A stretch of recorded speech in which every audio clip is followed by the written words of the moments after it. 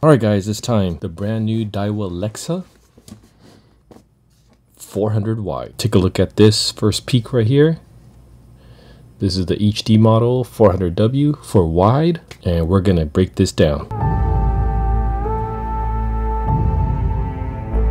This is a long-awaited reel that was created from Daiwa, the Lexa 500. Everybody's been asking for this size in comparison to Shimano's 500, and we want to take a look at how this reel differentiates from the previous model, the 400. Taking a look side by side, we look at almost nearly identical reels inside profiles. On the 400, we're going to get about 32.2 millimeters width on this spool, and on the 500 at 38.6 millimeters. Additionally, we also see 5 pounds of additional drag on this version of the model, which is a 5.1, and we'll also see that on the 6.3 gears. So why didn't Daiwa create a new profile of the Lexa 500 with a taller spool, something similar to what you would find in the Tranx 500? The Tranx 500, you do have a narrow spool that's a slightly more narrow than a Trinidad 16, but what you do get is the same height profile. So you do get a taller overall profile on the reel with the features of a low profile baitcaster. Meanwhile, the 500, what we just get is the same thing on the 400, everything just extended a little bit wider. Some positives of that is that you still get a very low profile reel, keeps your hands and your thumb while you're casting closer to the spool instead of having something tall on the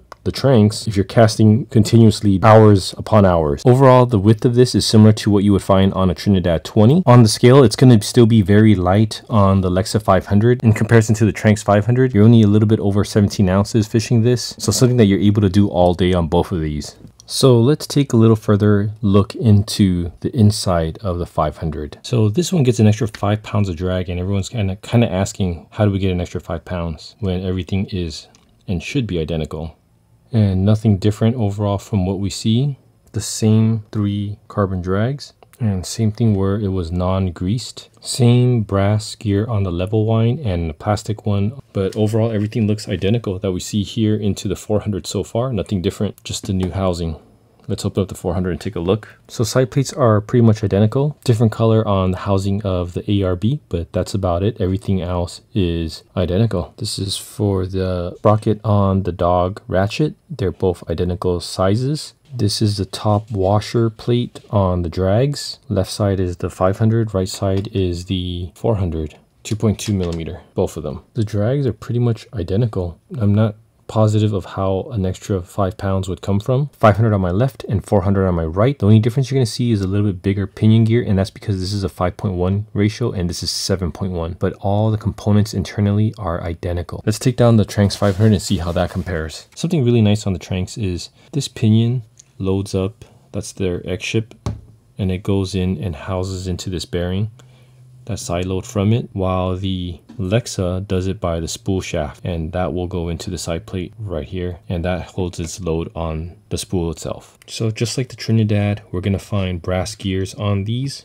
This is a 4.6, this is a 5.1, nearly identical in diameter for these two. On top of having anti-reverse bearings on both of them, we get an additional dog on the Tranx. The Lexas only have singles on all of them. All the models that we've seen so far, 400, 500, Win, TW, we only get the single, but the Tranx does have both of them. That's pretty cool because that's exactly what the Trinidads have as well. You have that brass gear on the level wind side. You do also get that right here on the Tranx, and inside we still do have plastic gears. There's 2 of them that helps alleviate the pressure on it. So here's the spool sizes between the two, Lexa 500, Tranx 500. We get a little bit more width on the Lexa at 38.6, and we're at 35.7 for the Tranx 500. Height wise is where it's going to be important. The Tranx is much more taller, and you're almost at 50 millimeter, 49 millimeters on this one, and 41.2. We're talking about going back to like our conventional spool sizes on this one, and this is definitely a low profile baitcaster at this height level. The idea of having it low profile means your thumb is also closer to the rod. You're able to thumb the spool, and it may make it easier for you to cast continuously over and over. But overall, you're looking at it, you're getting pretty decent amount of line on this. I was able to put in, or I didn't put in, I got this at Sharkbait, and they put in 60-pound Toro Tamer, and we got 300 yards right at 300 yards on this. And this one is something about around like the 275 yards of like 65-pound braid. So not bad. Getting 300 yards is something that's still really close to equivalent to these two. So now that you guys are looking at it, what do you think? Lexa 500, is it worth it? So we opened this up. The Lexa 400 and the 500 are exactly identical from the side profile. What we're seeing is a wider spool on the 500, but everything else, side profile, internal components of how they're laid out are exactly the same from the 400.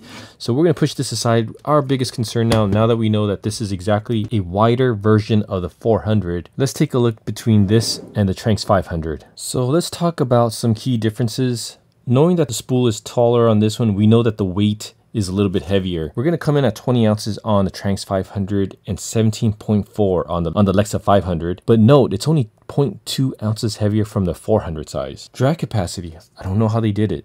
They got 5 more pounds of drag on this one here. This one is still amazing at 25 pounds. For whatever species we're fishing it at, 25 pound is already more than enough. But I'm just still curious, how do we get an extra 5 pound on this thing? One cool feature, it's just nice to know that this thing, released in 2012, still has double dog. Line capacity. By specs, this says 250 yards of 65-pound braid and 270 yards of 65-pound braid on the Tranx 500, but I was able to get 300 of 60-pound braid of Toro Tamer 8X on this one. And last but not least, we're going to talk about the price. We're at $449 for the Lexa 500, and Lexa did this as an in-between. Now, for 22% more, $100 more, we can now get the Tranx 500. Is that price worth it for you for an extra $100 more? And also as a note, you're at the Lexa 400, which is almost the same frame, same internals, just a wider spool. Is it worth 36% more from the 400 to get an extra 100 yards of line? Hope that helps, guys. This is a 500 size baitcaster reel review, and we're kind of just glad to see some competition out there. 2012 release date, over 12 years later.